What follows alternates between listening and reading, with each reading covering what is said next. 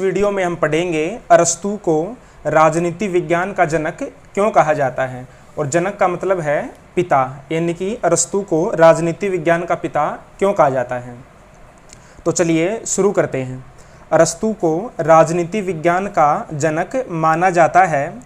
Maxi ने अरस्तू को प्रथम वैज्ञानिक कहा है या प्रथम राजनीतिक वैज्ञानिक कहा है। अरस्तू से पहले प्लेटो ने भी राजनीतिक विचार व्यक्त किए थे, लेकिन प्लेटो को राजनीति विज्ञान का जनक नहीं माना जा सकता क्योंकि वह एक आदर्शवादी विचारक था। अरस्तू एक यथार्थवादी विचारक था। तो जो प्लेटो है उसने अरस्तू से भी पहले राजनीतिक विचार प्रकट किए थे, राजनीतिक सिद्धांत प्रकट किए थे, लेकिन प्लेटो एक आदर्शवादी विचारक था, वह यथार्थवादी विचारक नहीं था।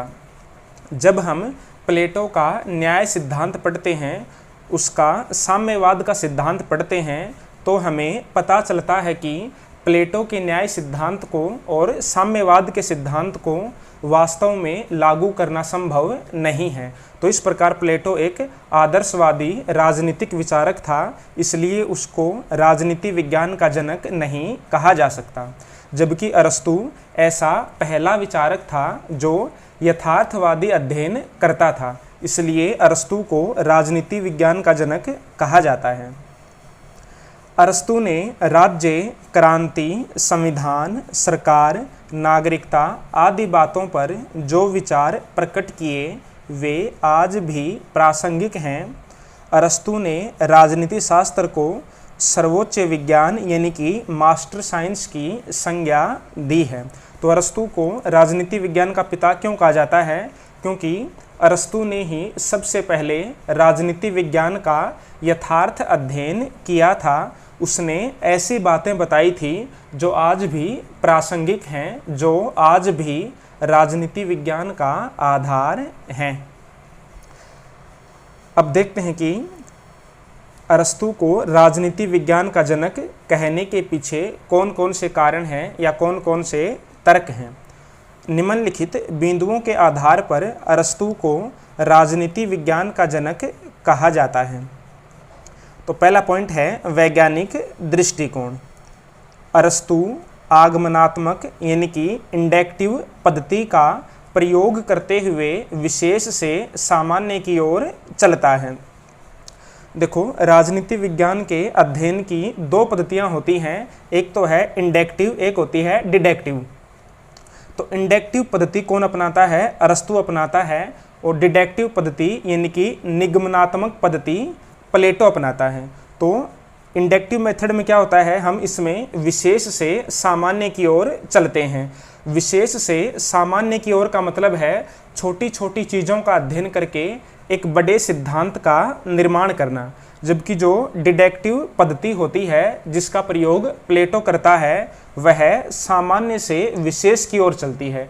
यानी कि इसमें पहले ही हम एक सिद्धांत को सोच लेते हैं और फिर उस सिद्धांत को सही ठहराने की कोशिश करते हैं। जैसे प्लेटो ने पहले ही एक सामान्य सिद्धांत को सोच लिया था और वो था एक आदर्श राज्य की स्थापना करना, और फिर उस आदर्श राज्य की स्थापना करने के लिए उसने न्याय सिद्धांत, शिक्षा सिद्धांत और साम्यवाद का सिद्धांत दिया था। तो जो इंडक्टिव पद्धति होती है उसमें विशेष से सामान्य की ओर चला जाता है, जबकि जो डिडक्टिव पद्धति होती है उसमें सामान्य से विशेष की ओर चला जाता है। तो अरस्तू की पद्धति इंडक्टिव पद्धति है जिसमें वह विशेष से सामान्य की ओर चलता है, यानी कि छोटे छोटे तथ्यों का अध्ययन करके एक बड़े सिद्धांत का निर्माण करता है। अब आगे देखते हैं। अरस्तू विशेष घटनाओं और परिस्थितियों का अध्ययन करके सामान्य नियमों का निर्माण करता है। वह दृश्य जगत की वास्तविक वस्तुओं को अपने विचारों का आधार मानता है। यही कारण है कि उसके विचार तर्कसंगत, निश्चित, व्यवहारिक और वैज्ञानिक हैं। अब देखते हैं दूसरा पॉइंट। दूसरा पॉइंट है राजनीति विज्ञान को स्वतंत्र विज्ञान का दर्जा प्रदान करना। अरस्तु पहला विचारक है जो राजनीति शास्त्र को नीति शास्त्र से अलग कर उसे स्वतंत्र विषय का दर्जा प्रदान करता है। अरस्तु के अनुसार नीति शास्त्र का संबंध उद्देश्यों से है, जबकि राजनीति शास्त्र का संबंध उन साधनों से है जिनके द्वारा उन उद्देश्यों को प्राप्त किया जा सकता है। तो अरस्तु पहला ऐसा विचारक है जो राजनीति शास्त्र और नीति शास्त्र को एक दूसरे से अलग करता है। अरस्तु मानता है कि नीति शास्त्र का संबंध उद्देश्यों से है, जबकि उन उद्देश्यों की पूर्ति के लिए राजनीति शास्त्र एक साधन के रूप में कार्य करता है। तो इस प्रकार अरस्तु पहला विचारक था जिसने राजनीति शास्त्र और नीति शास्त्र को अलग अलग किया। अब देखते हैं तीसरा पॉइंट। तीसरा है यथार्थवादी विचारक। अरस्तु प्लेटो की अपेक्षा यथार्थवादी विचारक है। वह सर्वश्रेष्ठ व्यवहारिक शासन पद्धति का विवेचन करता है। अरस्तु ने सदैव अतिवादिता से बचते हुए यह माना है कि राष्ट्रों की मध्यम स्थिति ही श्रेष्ठ होती है। और मध्यम स्थिति का क्या मतलब होता है? राज्य में न ही तो किसी चीज़ की अति होनी चाहिए, यानी कि आवश्यकता से अधिक होनी चाहिए, और न ही किसी चीज़ की अत्यधिक कमी होनी चाहिए। अरस्तु अपने राज्य को वहाँ तक ले जाना चाहता है जहाँ तक वह जा सकता है, न कि उसे जाना चाहिए। तो अरस्तु अपने राज्य को वहाँ तक ले जाना चाहता है जहाँ तक वह जा सकता है, जबकि जो प्लेटो है वह अपने राज्य को वहाँ तक ले जाना चाहता है जहाँ तक उसे जाना चाहिए। इसका मतलब अरस्तु एक यथार्थवादी विचारक है, वह वास्तविकता को देखता है, जबकि प्लेटो एक आदर्शवादी विचारक है। अब देखते हैं चौथा पॉइंट। चौथा है राज्य का क्रमबद्ध अध्ययन। अरस्तु राज्य के जन्म, विकास, स्वरूप, संविधान का निर्माण, सरकार का निर्माण, नागरिकता, कानून, क्रांति और क्रांति के कारण क्रांति का निवारण जैसे सभी महत्वपूर्ण विषयों पर बड़े ही क्रमबद्ध और व्यवस्थित रूप में अध्ययन कर जिन सिद्धांतों को प्रस्तुत करता है वे वर्तमान में राजनीति शास्त्र की धरोहर बन गए हैं या वर्तमान में राजनीति शास्त्र का आधार हैं।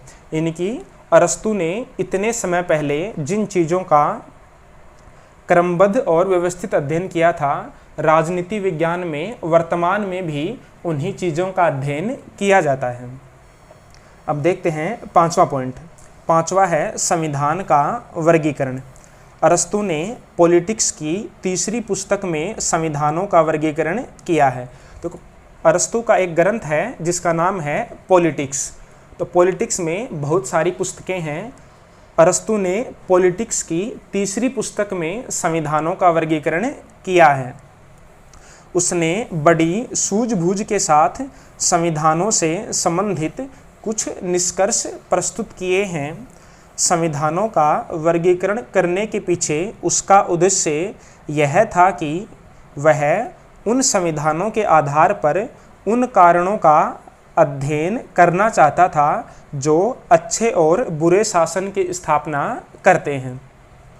तो अरस्तु ने बहुत सारे संविधानों का तुलनात्मक अध्ययन किया था कि किस संविधान के द्वारा अच्छे शासन की प्राप्ति हो सकती है।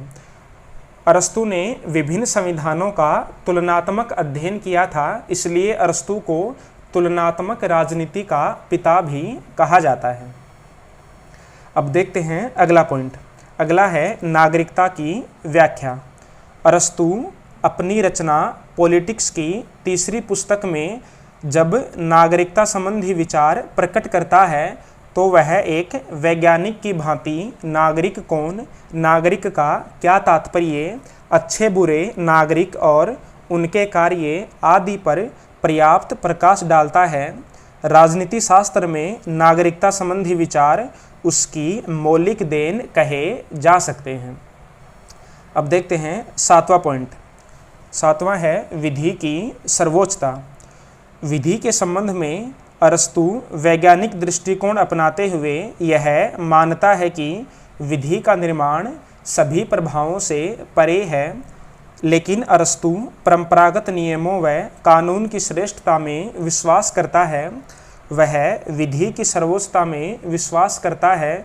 इस कारण अरस्तु को संविधान का पिता कहा जाता है। तो ये हो गया हमारा 7वां पॉइंट, विधि की सर्वोच्चता। अब देखते हैं 8वां पॉइंट। 8वां है शासन के 3 अंगों का निरूपण। अरस्तु ने शक्ति पृथक्करण का भी उल्लेख किया है।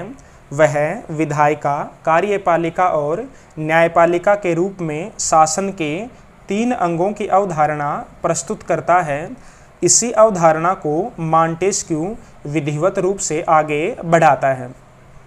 जो शक्ति पृथक्करण की अवधारणा है उसका प्रतिपादन वर्तमान में सबसे पहले मॉन्टेस्क्यू ने किया था, लेकिन इस शक्ति पृथक्करण का आधार अरस्तु द्वारा प्रस्तुत किया गया था।